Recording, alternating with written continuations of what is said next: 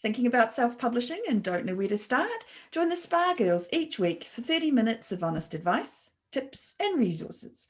I'm Trudy J and I'm here with Shah Barrett. Hello. Wendy Vella. Hello. Cheryl is not with us here, but instead of Cheryl, we have the delightful Anne Malcom. Yay. Hello. Hello.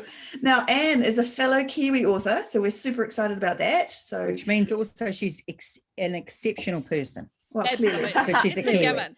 Yeah, and bonus points for being a Mainlander as well. So Yeah. Which for non-New Zealanders means she's from the South Island. Yeah.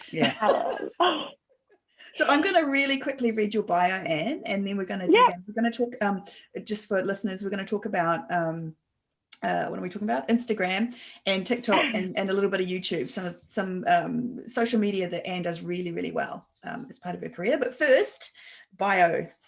Anne Malcom has been an avid reader since before she can remember. Her mother is responsible for her book addiction. It started with magical journeys into the world of Hogwarts and Middle-earth.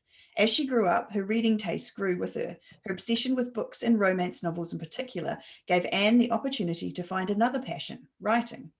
Finding writing about alpha males and happily ever afters more fun than reading about them, Anne is not about to stop anytime soon. Raised in small-town New Zealand, Anne had a truly special childhood, growing up in one of the most beautiful countries in the world. She has backpacked across Europe, ridden camels in the Sahara, eaten her way through Italy, which sounds awesome, Yeah. and had all sorts of crazy adventures. She's currently living back in New Zealand, and we're thrilled to welcome Anne to the spa. welcome. Welcome. Thank you so much for having me. No worries. Now, can you just tell us a little bit about how you got into writing and self-publishing? Give us your journey. Yeah. Well, I started actually when I was first out of high school. I was doing fashion design because I love fashion. I thought that was going to be my thing. And the reality was much, much harder and different than I thought. So I was reading a lot because reading is like such an escape for me. And it always felt like it was like therapeutic. So I was just reading so voraciously romance books. And then just one day I just happened upon a story in my head. I was like, oh, maybe I should write this down. So I kind of wrote about half of it while I was going through all of that. And then I ended up dropping out of fashion school and going to backpack across Europe for a year. And then I came back and I was like, oh my gosh, the story is still here on my laptop. And I kind of finished writing it with no idea about things like editing or anything like that at the start.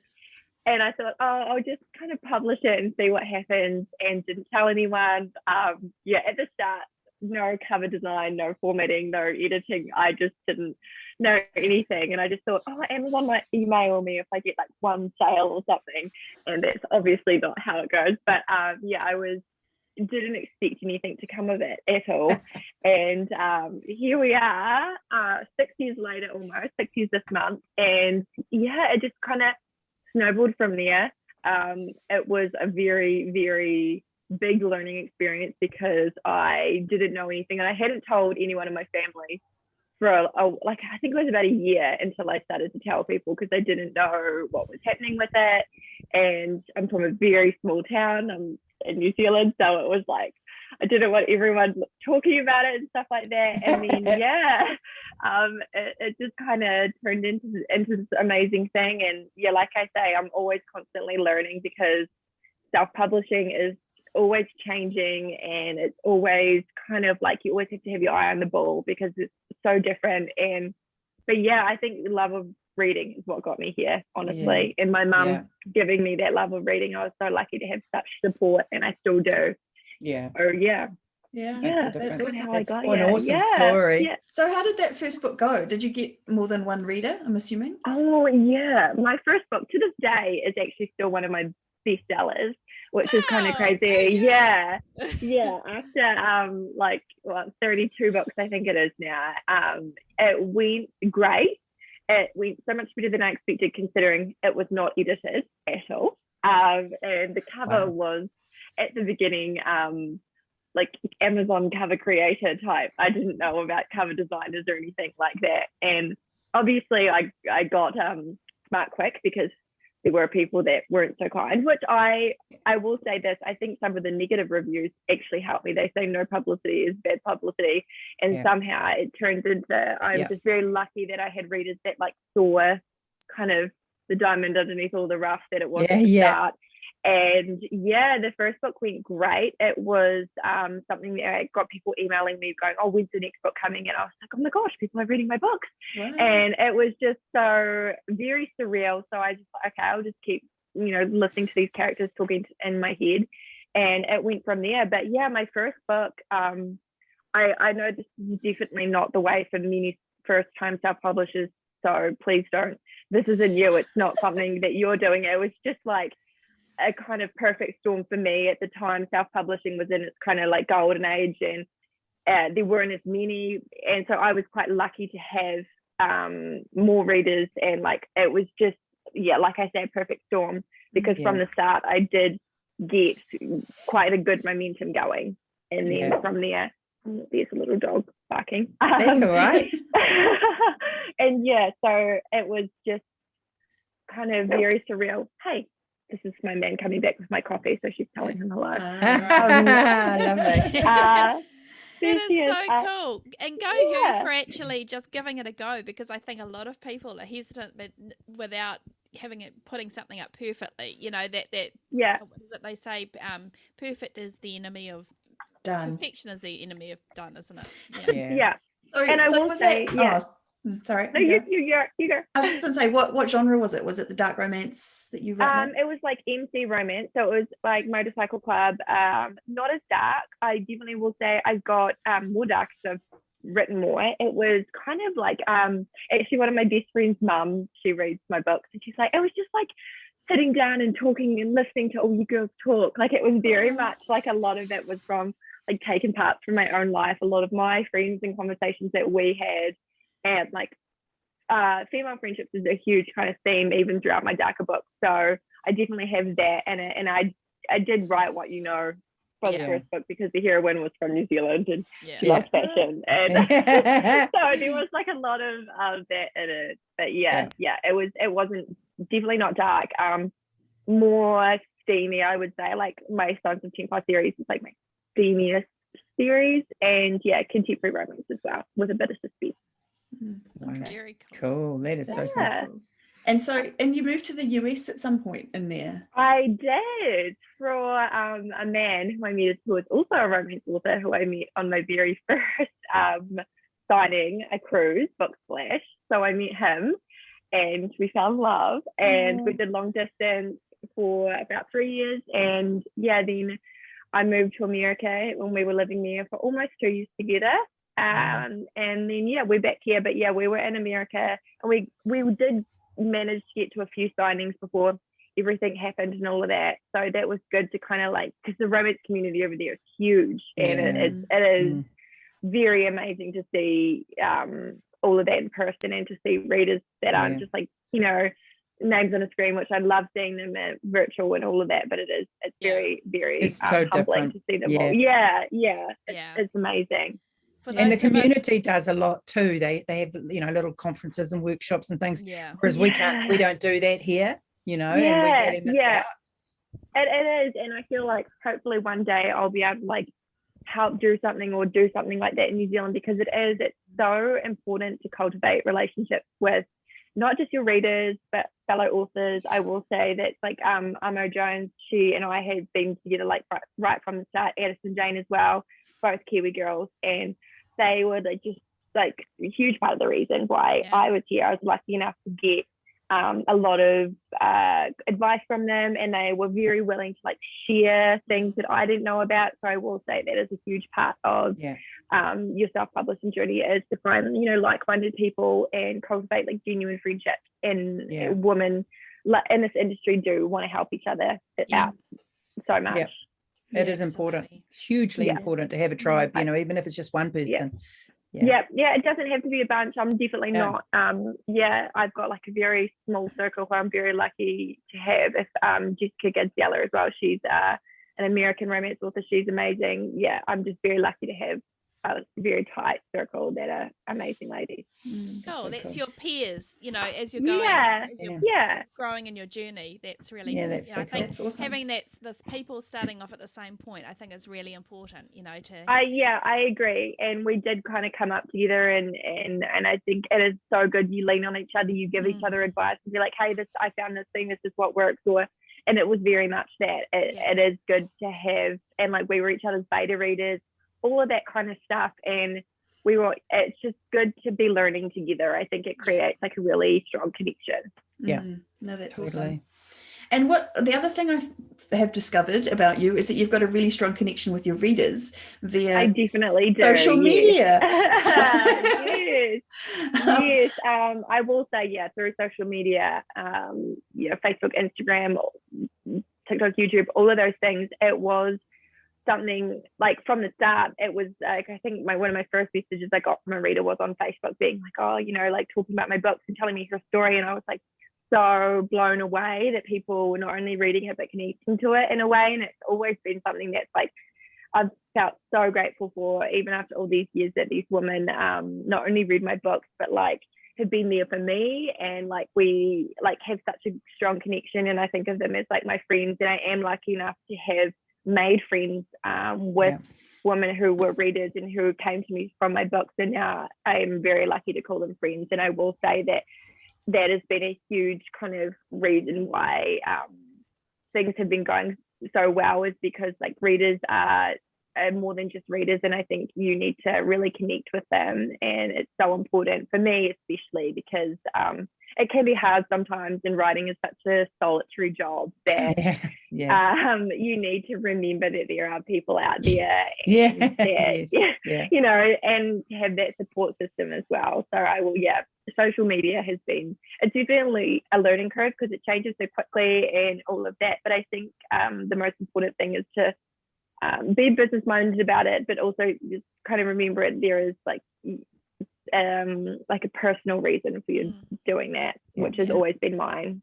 I think that's really important, because you can kind of lose yourself in the whole, okay, so this is what I have to do, and this is what I've been told to do on this platform, and you've got to remember that you've still got to be a real I think there has to be a happy medium, because this is your business and you have to treat it so, but it also, you don't get too lost in it and being like, this is I have to schedule this and I have to post this and do it so regimented. You have to, the reason why I like to think that I've had such great connections is because I'm pretty genuine in all the good ways and all the bad. I don't really try and pretend to be like, oh, perfect, this is you know what I mean? I don't think that readers like want to see that. They want to see the real person behind it all, and they want to feel a connection to you and be like, oh, like I have these same issues and all of that, and they want to feel like there is like a two-way conversation, as opposed to just a kind of a person that is just very perfect. And I gotta be real. It definitely is. And I think being a Kiwi, it's like I don't really know how to be. I'm just like, this is me. And that's awesome. So let's start off talking about Instagram. So do you mind if I read out your stats on Instagram? I of course. Yeah, go ahead. I don't know what they mean. You have to explain it to me and tell me. I will say I'm not the most numbers minded person, so but hit me with them. Well, they seemed good to me. I don't know. So I wouldn't have read them out if you're only no, go for it. So that you've done 1,045 posts on Instagram. You've got 6,929 followers, and 387 people are you following, I think is how it works. I love your little, you have to, underneath the thing, you have the little thing, and it's romance author, shit talker, how do you say it? Aficionado. Oh my God. It's one of those words you read, don't say out loud. No, don't worry. No, my fiance makes fun of me for pronouncing words wrong all the time. So much better. Coffee like drinker, your fiance, sounds like fun. So can you tell us a little bit like how long you've been on there and what you do on there, and basically give us everything about Instagram? I will. Yeah, Instagram is definitely one of my favorite platforms.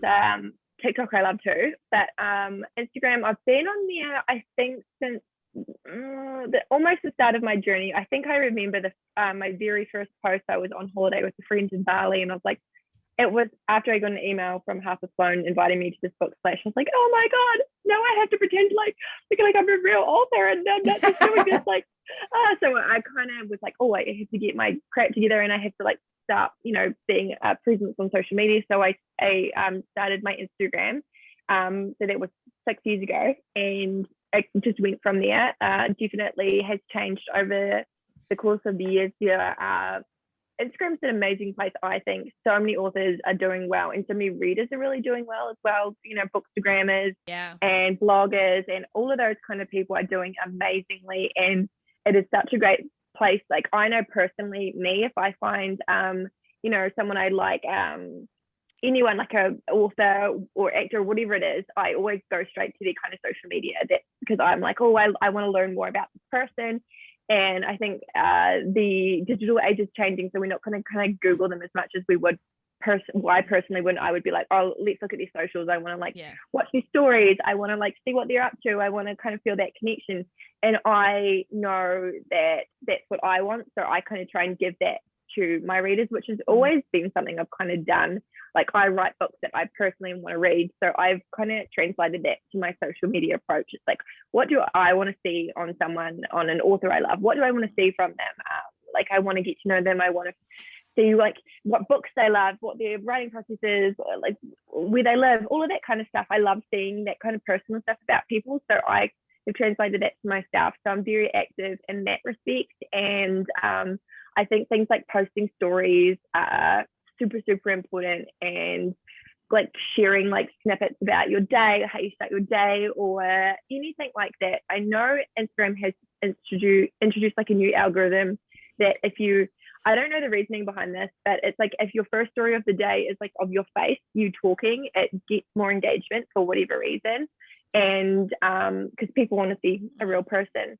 And if you're an author, if you're just starting out, I think it's just a great way. If you're not, comfortable in front of the camera, that's totally fine. You can just do what your morning looks like if you're going on a morning walk, or you're typing, or your inspiration, or all of that kind of stuff. It's just, people want to feel like they're on the journey with you. I think people want to love that connection. And Instagram, I think, is a great place for that, because it's you can have the little photos, you can do your selfies or whatever, and you can do those, and then you can do things like your stories where you can talk for a lot longer. And there's things like the reels, which is similar to TikTok. They're kind of trying to battle against each other there. Again, those. What's the reel? Can you explain that to me? It's similar to a TikTok, so it's a short video. I think it's 15 seconds is the limit, maybe a little longer. And it's the same kind of concept as TikTok. It's, you create a little short video, whether it's, personally I do, showing my books and talking a little bit about my books, or a video of my writing process or something, just a quick thing. And Instagram are really pushing it because they kind of want to compete with TikTok. So you'll get more engagement if you post, I think it's 3 reels a week or something along those lines, that help, with your showing up on the algorithm, because they're always changing that, which is rather frustrating. But everything's always changing. It is. Good old Facebook owned. I know. And I will say though, I'm not someone that's right, I have to post 3 reels a week, this is blah blah blah. Ideally I would want to, but that's just, I'm a bit, I definitely am not that perfectionist type person. But you can, I have seen a lot of authors do really well by being very kind of regimented, and being do 1 post a day, and this and that and that. And there is a place for that if that's how you work as a person, if you're very organized, and that makes you feel good. But personally, I'm I write all these down and then I kind of forget. But I will say that Instagram does favor you if you use all that. But above all else, like I said, being genuine is the main thing. Don't try and be anyone you're not, because it is quite easy to look at other people's feeds and stories and be like, oh my gosh, they're doing so well, maybe I should be more like them. And the reason more often than not then that person's doing really well is just because they're being themselves. And you'll find a lot more success if you just find your little niche and go from there. Yeah, that's good advice. There's so much to look at, isn't there? There's so many people doing this and someone's doing that, and you can be sucked into it and move away from what you actually are. Yeah. Exactly. And it is quite easily done. And you do, like, that's the thing with social media, you want to put your best foot forward. So you do want to be like, well, I want people to see this version of me, or like, I want, you want them to see the perfect version of you. Yeah. But people do respond so well when you're a lot more honest and vulnerable. And I'm not saying you need to do that all the time or anything like that, but just there are a lot of women out there, predominantly followed by women, but men too, who need to have, someone being like, oh my gosh, you're talking about this thing, that whether it be something in your books or something in your life, and people do really respond to that connection. Yeah. No, that's awesome.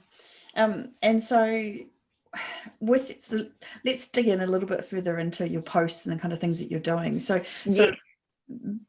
I want to figure out Instagram. This is what I'm trying to do. So first point is be visible and real with your posts. But now when we're posting, what you're putting on the side, you write down things, you have your image, and then you write kind of what's happening with your day. Caption. Your caption and the hashtags. Can you talk a little bit about that kind of stuff? Go granular. Yes, of course. There is a lot of stuff going on about like when you post in the day. So you can like look at the times when it's the best times to post. I think it's something like 12, 9 and 6 p.m. and this is Eastern Standard. So it's, for us here, we kind of have to play around with that. So there is that, people, they have more engagement there. And with your captions and things like that, you can do like look at what hashtags are in your, so if you're a romance author and you're posting about your book, look at what hashtags kind of connect up with that and which are the most popular, because when you write your little hashtag, it will say however many posts there are within that hashtag. So it's usually better to do one that has a bigger amount of posts within the hashtag, because there will be more views, more eyes on that. Things like posting your location as well, if you feel comfortable with it. If you're at a cafe writing or whatever, like something popular, that also helps because it shows up on that location page as well. So if people are like, oh, I want to learn more about this place, and they might see your post and they'll stop and look and be like, oh, this person's really cool, I want to learn more about them. So that's like in the post, whereas in the stories it's different as well. You can like put your captions on like that.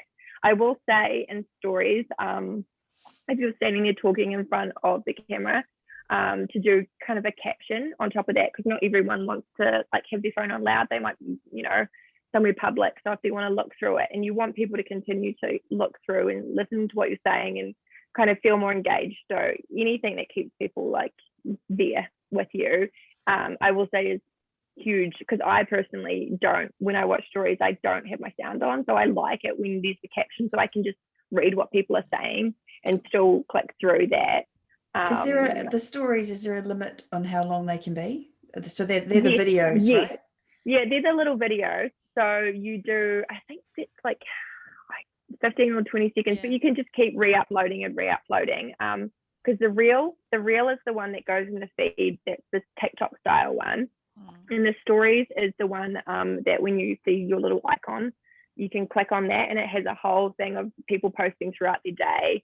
And that's not on your feed. That's like someone specifically clicking on you to see like your little icon to see what your day is like. So they do cut you off after it, but you can just keep re-uploading. So you could talk for like an hour if you really wanted, but I wouldn't.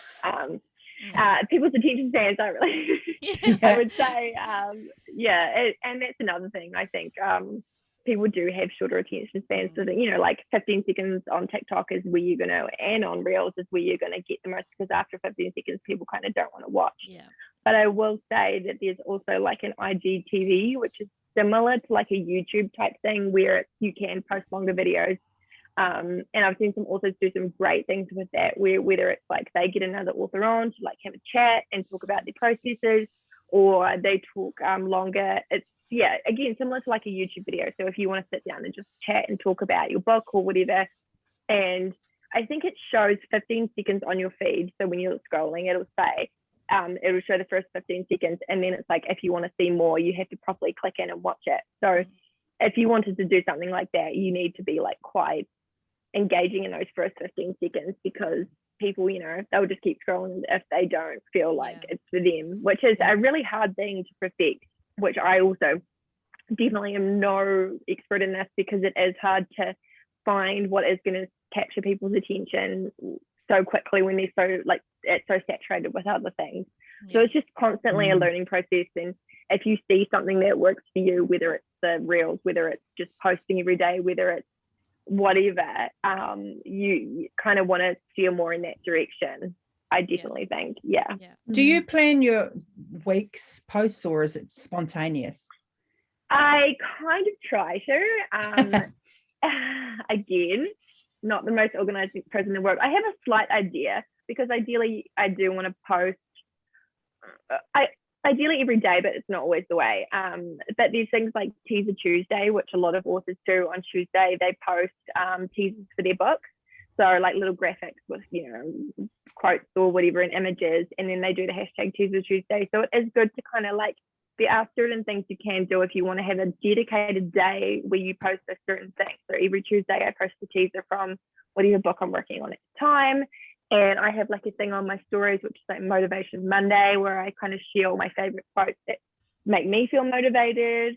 So if you wanted to do that, like I find in my reader group on Facebook, I also kind of have certain days where I talk about certain things, which is quite nice to be able to be like, right, I don't really have to think about too much. I'm like, this is a teaser that I've got, I can just put it on, which I think is another thing you should mix between stuff that's like a graphic or something that's already made up, that you don't have to do your face, or you don't have to try to figure out the best photo. It's something that's quite easy, and you can just grab it and be like, right, here's my content for the day. And it's not something that's like so much harder than that.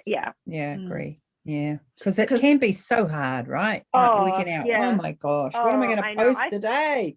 I feel overwhelmed sometimes. I'm like, I love Instagram, but I also want it to be like fresh, and I want it to seem genuine, and I want, like, you've got all of these things. I will say I actually have like a Pinterest board of like photos that I feel like are really cool, and I like the energy of them, and kind of like as inspiration is what I want.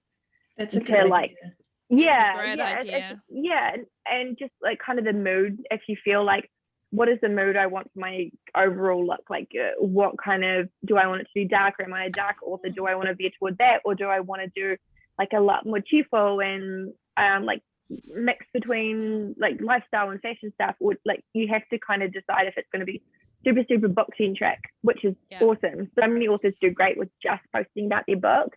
Or would you want to make it a little bit more personal and have snippets from your life in it as well? So I think from the get-go, it's quite important to see like what you would prefer. And some authors are really private, and which is like totally great, and they just want their books to be the thing that people see on their social media, whereas others like me, who I'm like, like I love talking and engaging about all parts of my life, so I'm happy to do that too. But I definitely think that that's a decision that's important to make, what you want to share. And it's not like it's set in stone. If you decide that you want to share less or share more, you can do that later on. I really like that idea about having the mood board, actually. Pinterest is my favorite place for that. And I have it's called like a little board called like Instagram, and it's just things I like the look of and photos and all of that. And if I ever feel like, what should I do, I kind of look through there and look for inspiration, which really helps, because it is hard to think of things. But that's also speaking to the designer you. That's also a different part of your creative brain as well, isn't it? That's the visual cues. I'm very much a visual person. So some people will work better being like writing thing lists and doing it that way, whereas me, I'm definitely more visual. So the things like Pinterest is great for me, and I use it for writing books too. Like, what's the mood of my book? And I do quite often like share that either like on my Instagram stories. I'll share photos from my Pinterest and be like, hey, if you kind of want the mood of my book, here's what's on my Pinterest board, if you kind of want to feel what I'm feeling while I write it. Oh, awesome. That is good. Really good. So, great idea. And then talking about that, like sort of the visual aspects, because Instagram is very visual, and I'm quite a visual person. I love Pinterest too, but I've always been a bit intimidated by Instagram. So I need you to reassure me here. Like, is there a place for someone who's not going to be able to put you could just counsel her, please. Counsel me through this.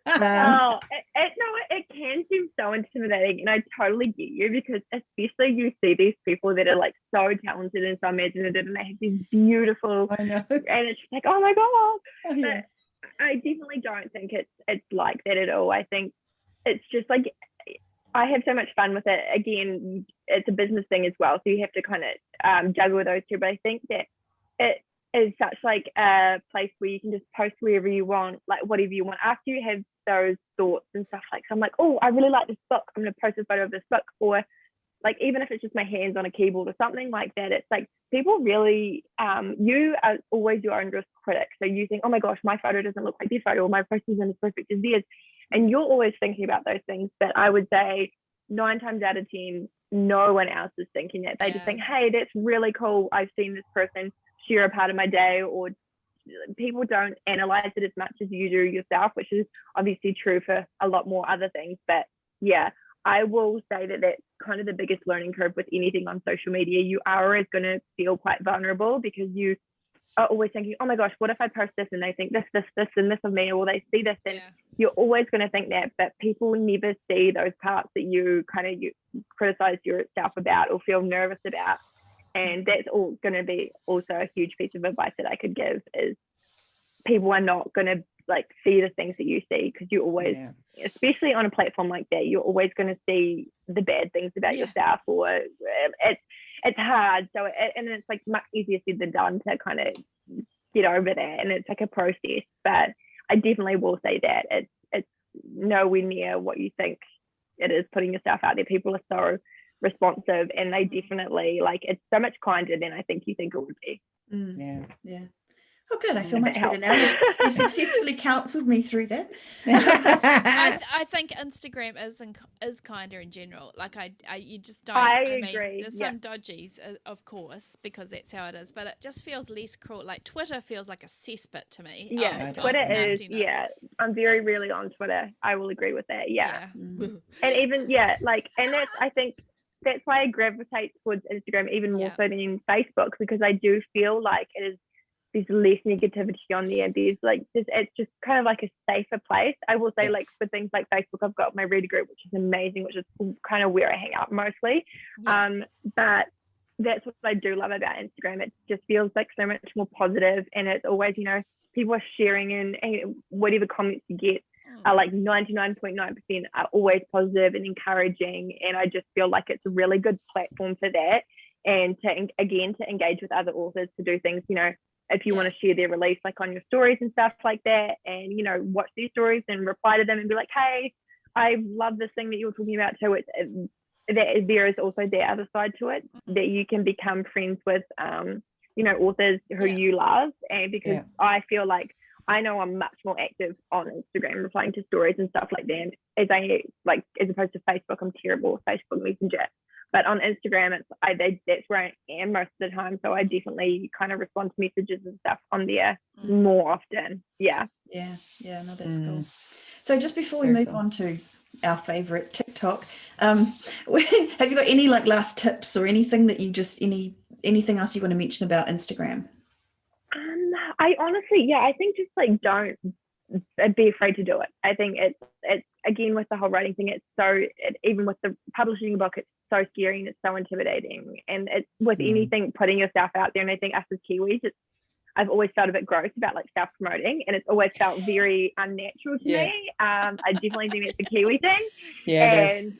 And you just kind of feel, oh, I don't want to seem up myself, or like I'm typing, and you know what I mean? And it's very hard to kind of and it's never that people. I will say it's a Kiwi thing in me that it's taken a long time to be like, hey, my book's amazing, come and look at it, type thing.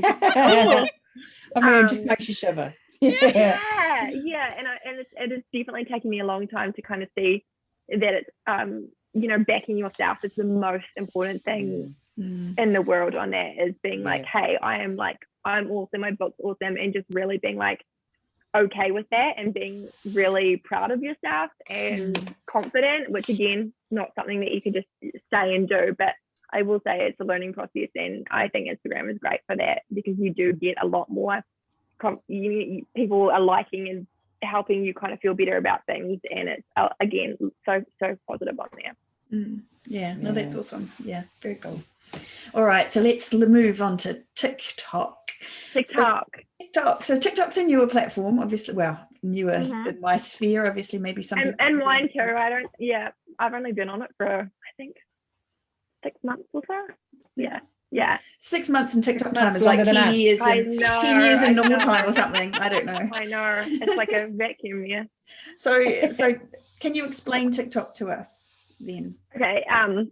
It is kind of like short videos. Usually you can do up to 60-second videos, but I will say that the shorter videos usually, again, with people's attention spans, they usually do well. So it's like the same interface kind of as Instagram. So you are scrolling, you open it up and you scroll it and you follow people and all of that. And you have a separate tab so you can look at who you're following and what the feed is from there. So just videos from who you're following. Or you can go into like the For You page, which is kind of the algorithm picks up who you follow, what you like, all of those kind of things, and then shows you things within that kind of similar vein with, if you search for hashtags or if you like certain things. So me personally, I look at a lot of like beauty stuff, a lot of author book stuff, and I like health and fitness stuff. So usually my For You page is a mix of book stuff, that kind of like a mix of all of those kinds of things. And then from there, people will find you from being on their For You page, because that's what a lot of people do, which is great for us as authors. A lot of people love to scroll through, and there's just always something new. So if you find yourself on someone's For You page and then they like it, and then the algorithm will make it show up on more For You pages, so it goes bigger and bigger and bigger, and you get more likes. So that's kind of how it works, and how you get started, I guess, is just figuring out the hashtag thing. Again, I can talk about that more, and but yeah, that's what TikTok definitely is. And I will say, as opposed to Instagram, it is much easier to grow on TikTok than it is on Instagram, because when you're on Instagram, your feed is only people you follow, right? And that's kind of mostly what you scroll to look at people you follow. Whereas TikTok, it is huge. The majority of people are on the For You page, so they're not following them, they're looking at stuff, and it is easier to get more eyes on you and to get a lot of new engagement than it is on Instagram. And then it comes from there. People that kind of have a connection and decide they like you on TikTok will kind of follow you on other platforms as well. So I definitely think TikTok is great for that. And what I've seen is like the growth on there is so much faster than on Instagram. And does it, because you just said people find you on other platforms too, and I've heard of that people say, oh, I did something on TikTok and suddenly I've got 10 new people on Instagram. Yeah, so you can, I think it's you need to have I think it's 1,000 followers, and you can put a little link in your TikTok bio. And so mine's just a link tree which has links to my Instagram, reader group, where to buy my books and all of that. So it takes people to that. But you can, if you don't have those, you can just put your Instagram handle in your little bio bit for people to follow. But yeah, I will say that people tend to, again, this is what I do. So if I see someone I think really cool on TikTok, I'm like, oh, I want to follow them everywhere and see what they're up to, because I'm on Instagram quite a lot too. So I want to see them on Instagram, because again, Instagram's a little bit more of a different platform. So you see a little different part of them, which again, if people feel a connection to you, they want to know you a little bit better. Yeah. And can you repurpose TikTok videos that you make on Instagram? Do you do that? Yes. I definitely do that. So I make a TikTok video and then I post it straight onto Reels as a Reel. So that helps so much, again, with the whole Instagram algorithm thing. And I will say that it's interesting to see which videos do. So maybe a Reel doesn't do great on Instagram, but it does amazing on TikTok, or vice versa.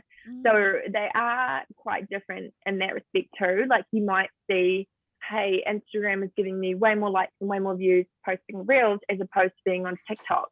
But TikTok's a great way to kind of get the feel for how to do those videos, because I will say I was never doing Reels until I got onto TikTok and kind of understood how to do the videos and which videos have the best engagement and all of that. It's kind of a learning process. So you will figure out which works for you, and then you'll feel a lot more confident going onto Instagram and posting them as Reels. Because I will say there are some videos that didn't do great on TikTok, but on Instagram, I found new followers and new readers and stuff like that. So I definitely will say especially with reels, if you start with a reel, post it to TikTok, or if you start with a TikTok, post it to reels, because you're not gonna, like, nothing bad's gonna come from that at all. Things aren't gonna crash. No, things will not explode. The worst thing that can happen is it only gets a few views, and it's just not the end of the world. So the thing I noticed about TikTok, I was scrolling through your TikTok feed earlier this morning, and it feels very specific. Like, it's a specific format. It's the music in the background, and then you have like the words coming up, and you're doing the beautiful hand movements underneath the words as they came through. Like, how do you do a video like that? Like, is that in the system? I feel like such a dork when I'm just sitting there going like this, like when I'm filming. But I have had follow other people that do kind of more informal, so they're kind of just talking as if they were doing like an Instagram story, and they're like, hey, blah, blah, blah, and they're talking to you versus the music in the background and pointing thing. Personally, I like that more because I feel like less kind of self-conscious if I'm doing that as opposed to talking. And I will again find that me as a kind of consumer of TikTok, I kind of respond to those videos because I feel like they're quick to the point. Again, our attention spans aren't that great because we always love scrolling. So it's kind of nice to see like it condensed into something very like palatable for the social media consumer. And again, for the romance author, people on TikTok are huge. Romance books and self-published books and books in general are huge on TikTok. So finding like the buzzwords that are going to get people to stay and watch your video are so important. So like for me, it's like alpha males, steaming romance, those kinds of things that are always going to get like people like, oh, I like those things. I want to like watch and see more. So it's definitely figuring out like who do you want to target and see what videos they're watching and look at the hashtags again. I will say that I think that hashtags are much more important on TikTok than they are on Instagram, again, because people are like finding you, the algorithm is showing the For You page based on the hashtags that you use. So if you look, I think it's up to in the billions now, but like a hashtag romance author or romance reader is in the billions, book talks in the billions. That's how many people consume that. And that's how huge the reader community is on TikTok because it is. And I'll say personally, I've bought a bunch of books because I've seen TikToks that people recommending them and just being like holding up the book and being like, there's 3 sentences of what it's about. And I'm like, oh, it's a beautiful cover. This sounds like me. Awesome. So it definitely is. And so figuring out your hashtags that work with what you are trying to, like, who you want to market to and what your books are is a huge, huge thing on TikTok. Definitely. It's the master of the really tight pitch, isn't it, really? Like back in the day when we were like, tell your story in a sentence or less as if you're an elevator pitch. Basically, TikTok has taken the elevator pitch and embellished it. TikTok, honestly, TikTok is the elevator pitch hugely. And the power of it is kind of like blown me away personally because I'm not hugely tech savvy, so I'm like, oh, how much is TikTok going to do it, kind of thing. But then I started and I found so many new readers on there. It's insane. Like the difference in my sales between a video that does really well, like, has been really like, oh my goodness. And a couple of authors, I know one who was living in Tampa when I was there, she just posted a video and she got like 1 million views and she got to like number 10 in the Kindle store or something from one of her old books, and it was just amazing. It's just because figuring out what gets the most eyes again, and a lot of those I will say, which I'm probably going to try out soon, a huge popular video with book and the book kind of genre is people like posting images and doing like a story time, being like, I was never meant to fall in love with blah blah blah blah blah, and treating it like that. And just do like images and then text and just keep kind of talking about the story and going from there has been super popular too. So I definitely think that with TikTok is looking at what videos are doing really well and like what their format is and kind of figuring out what you want to do and repurposing it and figuring out how you can make it yours is definitely in like what you want to communicate. It's huge. But I've just only conquered Facebook. I honestly, I will say when I first got on TikTok, I was so angry because I'm like, I don't know how this works. It's making me feel old and stupid. I don't understand it. I don't like it. Like, who are all these young people? What are they doing dancing? I don't get it. Yeah, lots of yeah.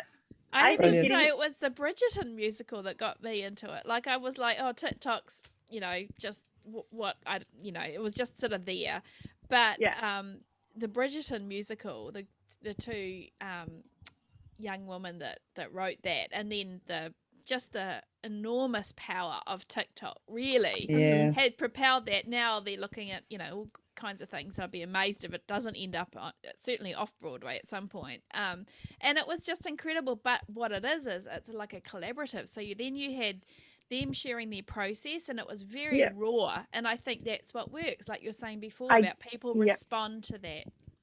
I definitely think, and readers do like seeing behind the curtain, so to speak. They like to see how you're doing what you're doing, and again, I think that sharing your tips and sharing what you've learned is never going to hurt you. Like, it's such a gift to you to be honest and be like, hey, this is what I did, and it really worked for me. Maybe you should try it. Like, for whatever reason, sometimes people can kind of be like, oh, I'm not going to share that. I don't, I worked hard to figure this out type thing. But anytime that you can lift people up and help people, it's going to be so valuable to you as well. And because you're probably going to need that at some point in your life. You're going to need to learn a new thing or figure it out.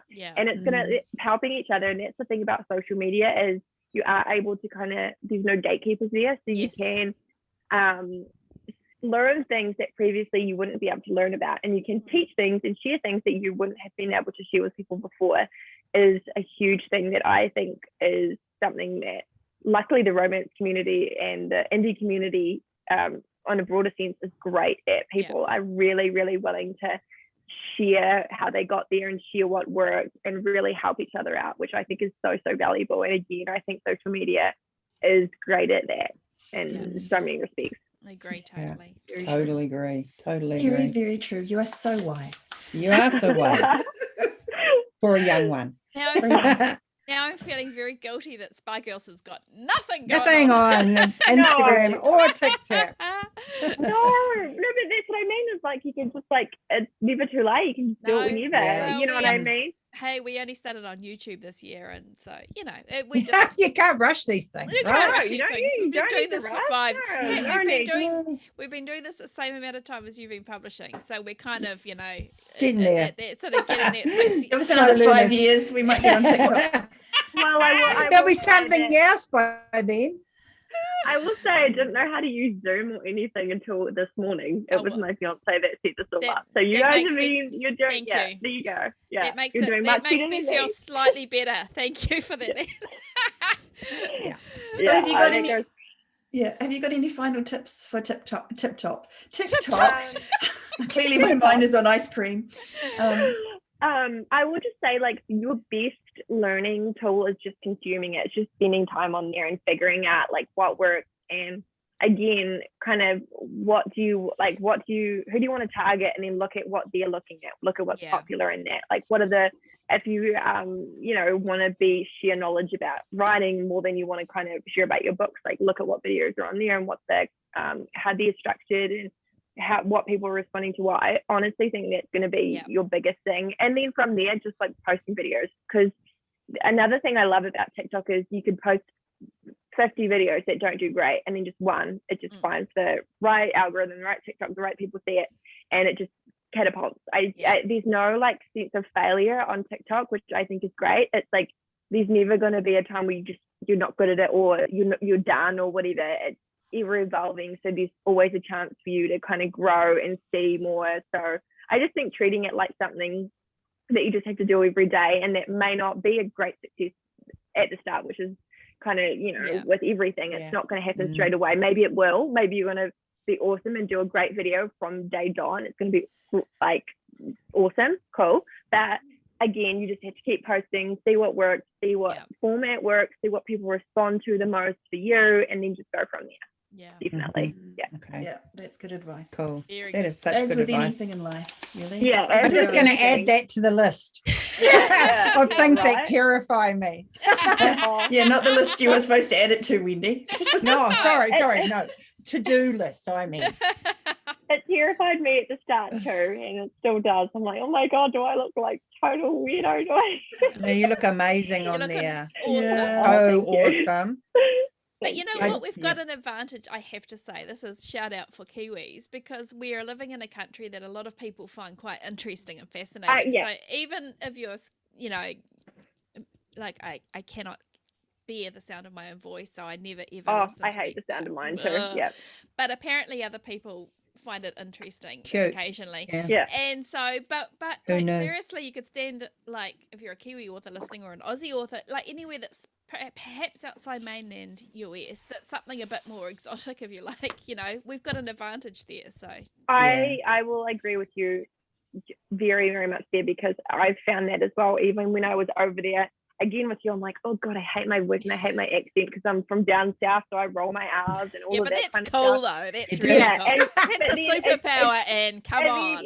As soon as my superpower. Yeah. But as soon as you get over there, people are like fascinated with you and fascinated with New Zealand. And I will definitely say that to Australian and Kiwi authors is to use what you've got, and you don't be afraid to use that, because it's something very special. And it is something that kind of sets you apart from others, because you need to find as many things as you can that makes you different. Yes. And makes, you know what I mean? So why not lean into things like that, which other people find so fascinating? Yeah. Absolutely. Absolutely. Wow. Just wise words. Question. Wise words. Wise words. Another question. Can you join like TikTok and Instagram as could we come on as a Spa Girls, or could you do a themed thing, or do you have to be as a person, as an individual? No, you could do it as like an organization. I think with TikTok, it might just be an email address. So if you have your email address, and then you can just have like your little icon or graphic for you ladies, and then just put like as a title, and then this is you, and you, even if each of you decide to post it, because you can give each other access and passwords and things like that, so anyone can sign in, and then you can just post your own things from there. So you can definitely do it as in like your organization for sure. So what you're saying is there are no excuses that we have available. No, don't. I'm only reaching you too. Hey. So that gets us on. Am I allowed to ask a question here, Trudles? Just getting on. Well, you know, I'm gonna do it anyway, of course, but I like to pretend that I ask permission. But how do you kind of factor this in around your writing time, like in terms of balancing? I will say, ask too. Oh, sure you will. Say, it is definitely harder. Like I recently just finished a book the day before yesterday I've been on a deadline for, and when I get to that mode, it is really hard, because you're just like, oh my gosh, I need to finish that book. Like all I need to be doing is writing. But I think a really important thing for a self-published author is you need to kind of doing things like Instagram, TikTok, all of that is part of your work, is part of your job. So it may, like, writing the book is always going to be more important, because you should always be writing. There's nothing better that you can do for yourself than write. That should always be your number one. But supplementing that, even if you just start out being like, I want to do one TikTok a week or one Instagram post a week, and don't try and go like, oh my gosh, I have to do 5 a week and all of that. You kind of start out slow and then figure out and go from there. Because I will say, when I'm definitely under a deadline, it is much, much more difficult, because I'm like, oh my God, I can't spare this time. But realistically, you can spare 10 minutes out of your day, or 20 minutes, or however much it takes. Just do it. And again, start off small and then go from there is definitely my best advice. Yeah. And don't be too hard on yourself if you don't do it as well. It's, you know, don't give us an out, and don't give us an out. Make us do it. Just tell us we have to. Okay, you have to do at least one a week. Okay. We'll get a young person who knows how to do it. Do it for you. If you need any help, you know where I am. I do. No, you may because regret it's that. about being genuine, you see. It's got to be from the south. So what you could do is a picture of you looking all sweaty and gross and unwashed after writing through deadlines and, you know, the stress of it, you know. Yeah, and I definitely have done that before, because it's like, I love posting, you know, a photo of I've got all my makeup on and stuff like that. But I also want to remind people it's like I look like this about 10% of the time. The rest of it, I'm in like old socks and like my hair's not washed and all of that. So definitely the reality is important. I'm on a deadline at the moment, and I had to have a shower this morning because we were talking to you, because I've been up all hours doing things. Well, good work on having a shower, because showering when you're on a deadline, it's actually quite a big job. Yeah. I'd like to point out that she showered for you, Anne, and not for us, not for Trudy or myself. We get the unwashed version. Oh no, Well, I appreciate it very much. I feel like this interview has devolved into something else. Okay. So let's get back on track. Great unwashed. Yeah. And I just want to quickly work in some a little bit of a talk on YouTube before we let you go on with your day. So how long have you just tell us a little bit about YouTube, how long you've been on there, what you try and do on that platform, and how that works. I haven't posted on YouTube in a while because we were in the midst of moving, but I did so what was it, 2020, the start of 2020 or the end of 2019. Again, my fiance got me all the stuff because I've been talking about it for ages, being like, oh, it'd be cool to be on YouTube, but I don't know. So he like got me a camera and all of this stuff, so I had no excuses. And he was like, did everything for me, because again, I barely know how to work a camera, I barely know how to use my phone. So I started on there, and like again, I just was like, oh, I love makeup and I love books, and I kind of want to marry the two together. So I was like, what is the worst thing that can happen doing that? And what the more places that readers can find you, that people can find you, the better, and feel connected to you. And even if it's just for fun, which mine was at the start, I was like, oh, it's just a good outlet, so I can just sit there and put on makeup and talk about books and do all that. So really what I wanted was like to kind of like diversify and be like, oh, I need a break from all the writing stuff. So I love talking about makeup, and if I have readers that love talking about listening and watching, awesome. And then I kind of did a mix of talking about, you know, writing and my journey and all of that. And again, it's just another kind of platform that people can find you on, because, you know, whereas TikTok is like 15 seconds, people on YouTube are expecting a bit more of a time commitment. So they're willing to spend 15 minutes, 20 minutes, 30 minutes, 40 minutes. They're okay with that. So I think that it's different consumers as well. So people who have more time are going to watch you on YouTube. People who have less time, it's just figuring out like where all these people are and giving them lots of options to see you, whether it's like just want to like scroll through Instagram and like a post, or, oh, cool, I want to listen to you talk about this for 30 minutes or whatever. And that's, again, I definitely need to get back into this year, but with the moving and everything, that fell by the wayside. But I loved YouTube. It was a different kind of platform to engage, and a different way to engage. And it was lots of fun for me, kind of challenging myself as well, which I think is also really good. Kind of getting out of my comfort zone, because at the start I was like, oh my gosh, like people have only ever seen me, you know, on Instagram stories for a quick little thing, never on in this way. But it was great, and like I definitely miss it, and I will be getting back into that this year. So I think if you feel like it, and you don't even have to, you know, be on the camera, you could vlog parts of your day or whatever, but if you do feel like doing it that way, I think it's great and it's fun. And again, nothing's ever going to be bad for you. Nothing's, you know, the mountains aren't going to fall into the sea if you go on and it doesn't work out, type thing. So what's the worst that can happen? Are you sure? Are you sure about that? I promise it won't. I promise. I love following other writers on. I mean, I think you're right. I almost treat YouTube now as kind of like my TV channel selection. You know, back in the day, I will watch that my subscription list. But I love author processes. Like as a writer, I love writer processes. Like Ennis Johnson, Sarah Cannon has got an amazing channel with her Heart Breathings, and and also the planner community. I'm big on planning, so you know it's you get a much deeper dive, I think, into people that way, don't you? I agree. And again, like with you, I love to watch YouTube. So again, I was like, well, I like to do that. So like, I'm going to do something I like to do. I definitely create in the same way that I kind of like consume. They are both very similar. The reason I started writing is because I read a lot, and the reason I like was on YouTube because I watch YouTube a lot. So it's being a consumer first is always going to help you. It's invaluable, I think. Totally agree. And I think that's true of any social media platform, isn't it? It's good to be on there. It is. You can't create something when you don't know about it, when you have not kind of spent time there and you don't feel comfortable with it, which I think is definitely going to be the best thing across all platforms, is to just hang out there and see what it's all about and feel a little bit more comfortable with it first before you start. You don't have to start creating right away. Just check it out and see like what you like. Again, because I think that creating something that you would want to consume is the best thing that you could do. Totally agree. That's brilliant advice. Yeah. What brilliant advice to end the interview on, I think. I think so too.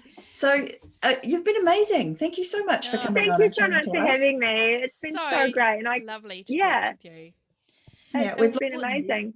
Into the ether, but that's it's okay. Wendy's in rural North Auckland, or no, West. I don't know. She's somewhere where there's terrible internet. Yeah. I'm surprised our internet actually survived this. I was It's a bit good. worried. It's really good. Yeah. Okay, really good. You've done well. Yeah, that makes me happy. So where can people find you if they want to stalk you / say hi? I kind of hang out everywhere. So on Instagram, I'm Anne.Malcom. On Instagram, I'm on Facebook, Cocktails with Anne. I have a reader group if you want to come hang out there. Awesome. And again, on TikTok, it's all linked on my Instagram, all of that kind of stuff. But yeah, that's where I hang out the most. Also, I kind of am on Twitter, but like we said, I hang out in the positive places mostly. And yeah, I'm also on YouTube, which I will be posting more on this year as well. Yeah. Cool. We'll make sure to put all those links in our show notes, so if anybody's out walking or jogging or riding their bike listening to this, don't you worry, it's all in on our website and on the show notes. But it's AnneMalcomAuthor.com. Is that your website? Yes, it is. Yes, it is. Anne with an E. Yes, Anne with an E. Thank you guys so much. It's been so fun talking to you. It's been great. My first podcast I've ever been up. Awesome. Well, I have a feeling that we're gonna be able to say we were the first, so that is so cool. So we knew who win before I foresee even bigger things happening for you, and thank you. And just love your Kiwi can-do attitude as well, which is awesome. Thank you very much. Awesome. It's been so great talking to you ladies. That's cool. So quickly before we go, Shah, where can we be found? Wow, surprisingly, we can be found at spargirlspodcast.com. We are also on YouTube at Spargirls Podcast, and we're not on anywhere. Soon to be on TikTok and Instagram. Soon to be on TikTok and Insta. That'll come up at the next meeting. It's on the agenda. Yeah. Awesome. Well, thank you all for listening to another episode of the Spa Girls podcast. We'll see you all next time. Bye-bye. Bye.